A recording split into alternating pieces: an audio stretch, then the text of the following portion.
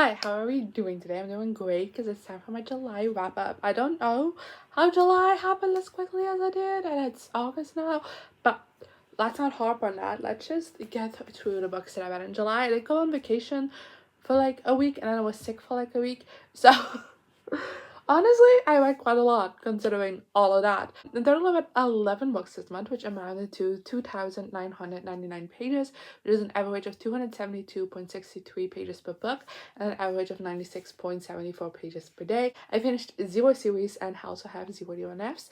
For the format, I read 2 books I physically own, 2 ebooks, 5 galleys from that galley, and 2 library books. Then for star ratings, I have 1 2-star, 3 3-stars, 5 4-stars, and 2 5-star, which is an average rating of 3.72. And then for age range, I have 1 middle grade, 3 young adult books, and 7 adult books. And for genre, I have 4 mystery thrillers, 2 horror books, 1 historical fiction, 3 contemporaries, 1 non-fiction, and 1 comic book. Let's kick things off with the first book I read in July, which is We Won't All Survive by Kate Ellis Marshall, which I give 4 5 stars to the guy got from NetGalley. This was such a fun YA thriller book. I have heard a lot of great things about this author, so I was very excited to read something by them, and I did this month, and I really enjoyed this. I really love a reality TV show kind of setting, and I really liked what this book kind of did with it. It is very survival heavy as well, which I really enjoyed, which isn't something, it's not necessarily that I dislike, but it's not something I typically go looking for. But I really enjoyed the element in this book. I really liked the cast of characters, and overall I just had a lot of fun reading this. I generally was on the edge of my seat the entire time. It was such a compelling read, and highly recommend this one. Then next we have The Mystery Guest by Nita Prose, which I have 5 stars too, and it's a guy from NetGalley. This is the second book in the Molly the Maid series. I read the first one last month. I didn't like it, but there was something about it that just made me want to keep reading. I'm so glad I did because I enjoyed this so much more. I feel like in between book 1 and 2, Nita Prose actually talked to a neurodivergent person and maybe had some sensitivity readers, because I feel like even though it's still not actual representation because there's no labeling, let's call it, but I do feel like it is much more accurate to real life rather than caricatures, so I enjoyed that. I also I don't know, I really like the mystery in this one. It was very engaging. I feel like in the first book, the mystery doesn't come in until very late on. That's not the case for this one. I also feel like Molly takes a more active role in solving it, which I also really like. I don't know, I just had a blast reading this book. It also contains some flashbacks to when Molly was younger and when her grandmother was still alive, and considering her relationship with her grandmother is a huge part of these books, is a huge part of a character. I just really enjoyed getting to see more of that dynamic, which we didn't really in book 1. So I thoroughly enjoyed this, and I'm so glad I decided to continue. Then next we have Not Quite Dead Yet by Holly Jackson, which I gave 5 stars to, the guy from NetGalley. Holly Jackson and I have had a difficult relationship because I really enjoyed The Good Girls Guide to Murder. I also quite like the sequel, but then I hated the third book, and I haven't really liked anything she's released since either. So this was kind of like my last try with her, especially because this is her debut adult book. Previously she had only written YA books, and I fucking love this. Can I explain this? But I just inhale with this. I thought it was so good. It was such a compelling story, such a compelling mystery, and I really liked the way it unfolded. Also just like the whole concept of having the main character solve her own murder before she actually dies is so interesting, and I really enjoyed that part to it. There's also a big friendship / relationship element to this book that I also really liked. And then overall, I kind of describe this as, despite the fact that it's a great mystery book, I also just want to call it out for being like a love letter to life. Obviously, our main character, I know she's gonna die within like a week's time, so there's a lot of grieving within this book, but there's also just like making the most of it and enjoying life, and a lot of those kind of messages to it as well. And I really loved the way it was done, and the ending absolutely made me sob. This was so good. Highly recommend this one. And next we have The Naturals by Jennifer Lynn Barnes, which I gave 4 stars to. It's another one that I've heard great things about over the years, so I was very excited to finally get around to it, and I had such a blast reading this.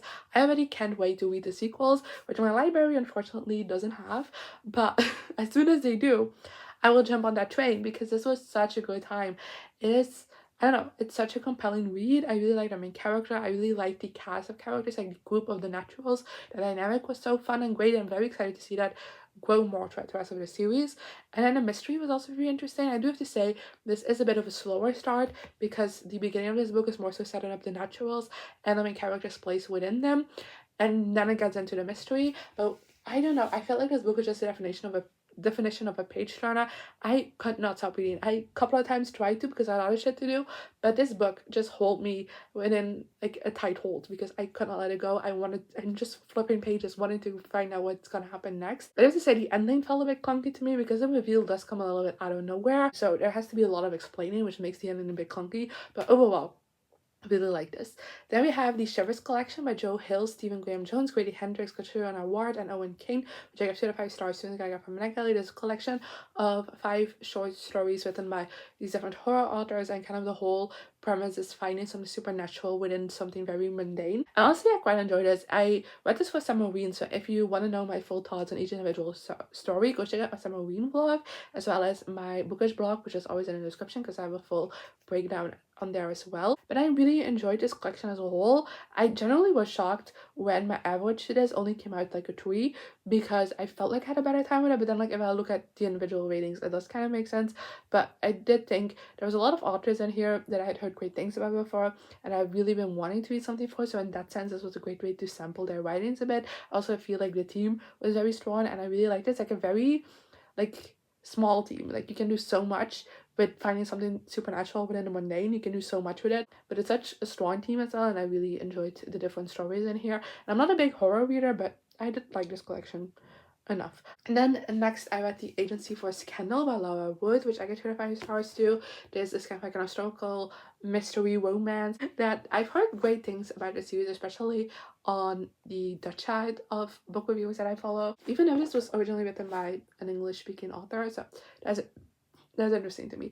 But I quite like this. I felt fine about it. I like the setting of this. It has this kind of like detective agency full of women trying to get other women out of bad situations, and I really like that element to it a lot. I'm very excited to continue on with the series in the future because that's my favorite part of it. But when it comes to the mystery, I was very engaged the entire way through, but it never really compelled me, if that makes sense. And then the romance, I thought they were cute together.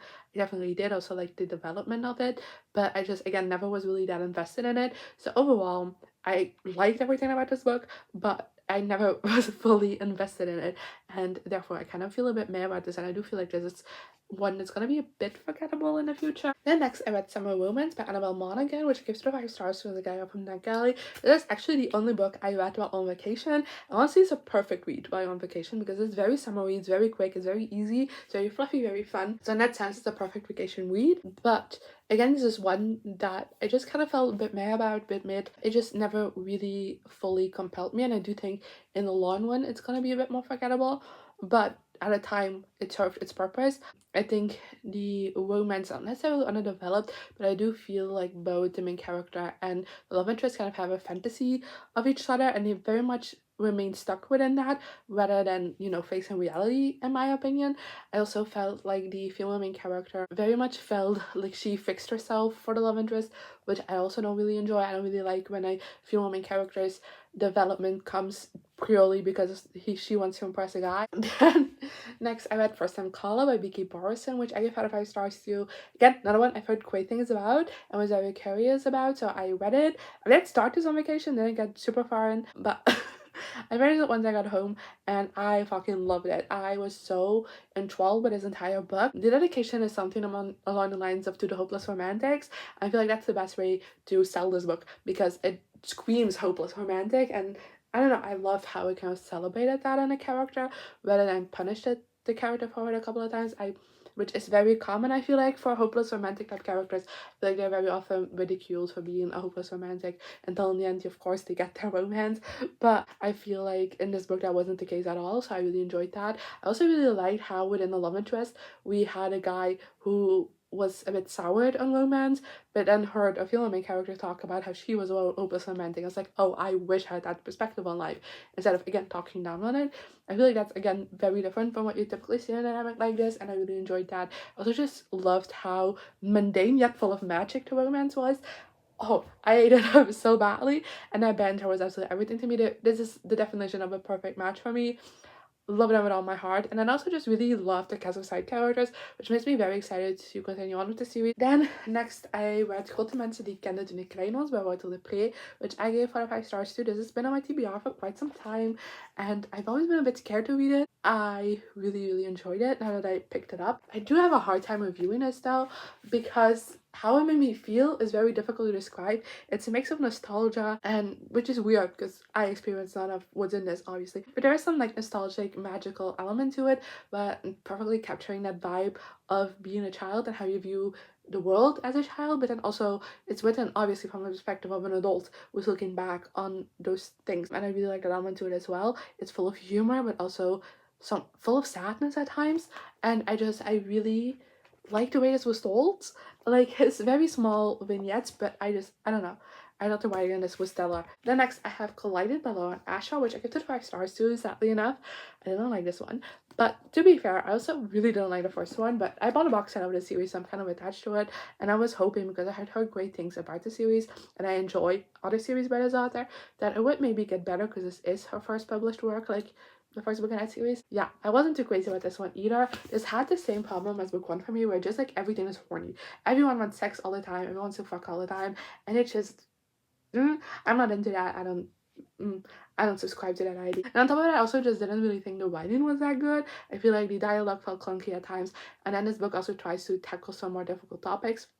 I feel like oftentimes the tonal switch between sex all the time and oh let's talk about something serious right now was so abrupt, and I wasn't really the biggest fan of that. And then I also just, the storyline kind of bothered me a little bit again, because I feel like the guy was just very insistent on like, I want to have sex with you, and the girl was like, I want to be friends. And even though we knew from being in her perspective that she also wanted to fuck him, outwardly she wasn't expressing that, and it kind of pissed me off. He just was so insistent with that. But then once they actually do develop more of a relationship, I did get into this book a bit more. I felt like some of the issues I had definitely became a bit better, especially when it also came to like those tonal differences. I feel like it was less horny all the time and more focused on some other aspects to the book. And even though they weren't the best executed, I did enjoy my time reading it a bit more in the second half, and I did actually grew to care for this couple, so that's something. And then lastly for today already, we have Showtime by Renée, Rienties and Nita Prose, which I gave 4 out of 5 stars to. This is the 6th issue in the Camus comic series, and these are just like fun stories. They're very much for a younger audience than I am, but I love Camus, so of course I also want to read these comics. I get them to the library though, and I'm behind because the wait on them the last couple of issues has been like very long. Like in the beginning it was very easy to get them, but now it's like the kids discovered that they are at the library. It's a long wait, but I'm fine with it. And I've had some hit or misses with the series, but this one I really enjoyed again. I feel like in previous issues they sometimes try to do too much, and then like the plot felt very rushed and clunky, and that wasn't the case for this book. Unlike this issue, I feel like everything flowed nicely. It was a very simple story, but it worked really well, and I don't know, I liked it. I also still absolutely adore the illustrations in this. I don't know, I just think it's so cutesy and fun, and I think it's stunning, so I will never complain about that. So there we go, and that is absolutely everything I have for you today. I feel like I kind of flew through that. It didn't really take that long for me to film this up, but I've been dreading filming this because, like I said, I was sick towards the end of July. I'm still kind of getting better from it a little bit, so I was dreading this wrap up because I felt like it was gonna be like such a long video to film. I feel like I did all right, so I hope my reviews were also good enough. But yeah, let me know in the comments what you thought of any of these books. If you've read them, I would love to discuss with you, but I would also love to know what you read in July, and then hopefully I'll see you next month or some other time. Goodbye.